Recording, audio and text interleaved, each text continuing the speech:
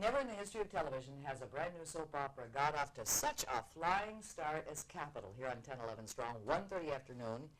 This beautiful woman, Constance Towers, of course, is one of the stars. Your success has been phenomenal. It really has.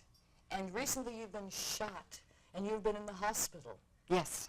And will you live, or won't you tell anybody? I can't tell yet because that show has not yet aired. But there's great hope, and I'm an optimist, so I think I'll pull through. Who shot you, Constance? Well, that also is, we saw the lady with the gun, and unless the writers have a huge surprise in store for us, it was Paula Denning, the wife of Mark Denning, the senator who is in love with my character, Clarissa McCandless.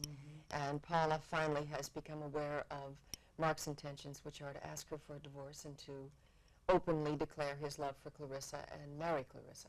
Can you keep all that straight? Well, I can because I do it every day. Well, it's done. Wasn't an easy decision, was it? Nope. Not the right one either, in my opinion. Dad, I can't go to Mark's party no matter how much you want me to. Oh, wait a minute. Don't lay that on me. Now, strictly from a political point of view, you're making a mistake. Tyler needs you there. I know that, Dad. And it's his endorsement party, the big kickoff to his political campaign, and he needs to have his family there with him. And what about the gossip about Mark and me? Now, what kind of an endorsement would that be? Oh, wait a minute. Wait a minute. You're not going there with Mark. You're going there with me and Julie and Tyler. They're going to be in Mark's house with his invalid wife upstairs. And you know darn well they're going to be photographers there. And the same columnists, and they'll write the same articles. Clarissa, the best way to lay gossip to rest is to go to the party with your head held high and your family with you and prove to them you have nothing to be ashamed of. But I'm not ashamed of my love for Mark. And I want to be at that party for Tyler's sake, but I can't help feeling uneasy and worried. But why? Because Paula wants me there, Dad. She sent me a personal invitation.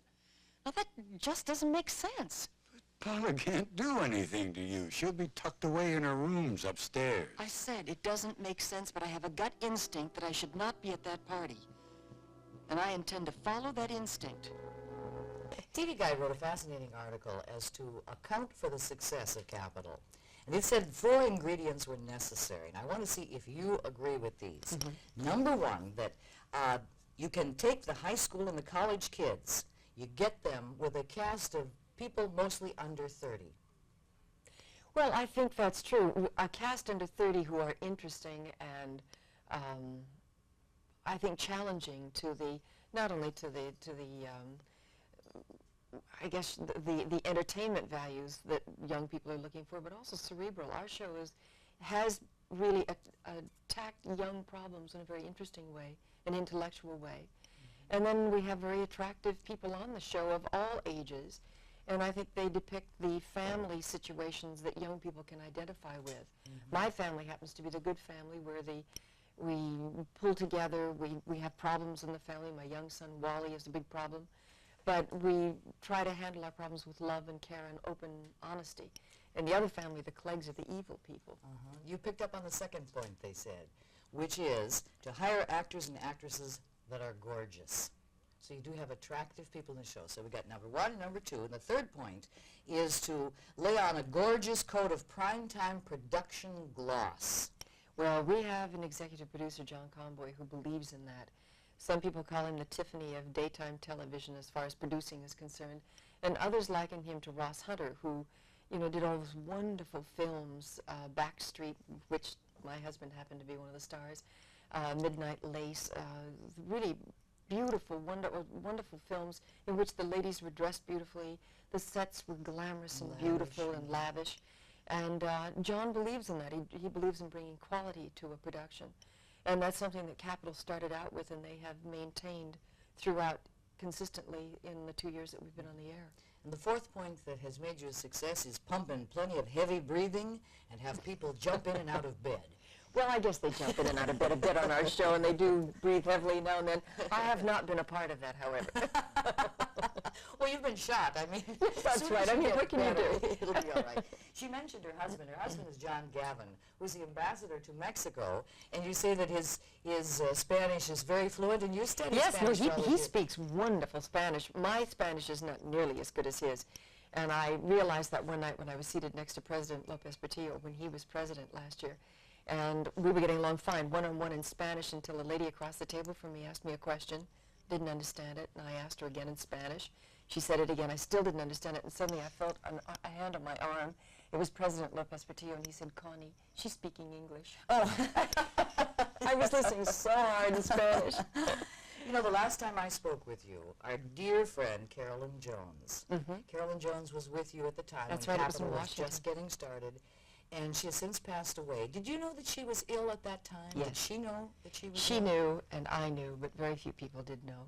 And Carolyn will forever be, in my memory, probably the most courageous human being I've ever known. I have tremendous admiration for her. She never, ever let our cast know that she was as sick as she was. She was terminally ill, and she finally, at the end, came to work in a wheelchair with a nurse, and she was always plucky and smiling and had a joke for someone and never gave in to it. And when she finally had to give in, she left. Well, isn't it amazing that she would have the courage to take on the project at that time, Yeah. knowing that she She was knew, ill? but I think part of her secret was that she never, ever gave up hope. She never admitted it to herself. And we never spoke of it, even though I knew, and she knew I knew. It was a great lesson in putting one foot ahead of you, taking one day at a time, and thinking optimistically about life and treating the people around you with a great deal of love and consideration. She was wonderful. And I saw you on Broadway with Yul Brynner in The King and I.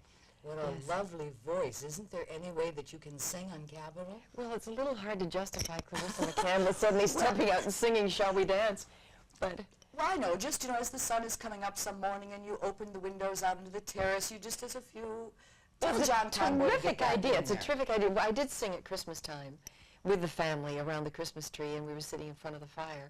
And so they've given me moments that are dramatically justified. Then I have an opportunity to sing, but not really as a professional singer, but as the character. Well, don't let that go, Brother Whip, by you. I By won't, the and you're wayside. wonderful to remember that. That's Oh, terrific. Well, you were terrific. Constance Towers, what a pleasure. Thank you. Continued success on Capitol. Thank you very much. It's nice to see you again, Thank too. you. And watch it Thank here you. every day, 10, 11 strong, 1:30 in the afternoon. It's Capitol. Don't go away, 10, 11 morning continues.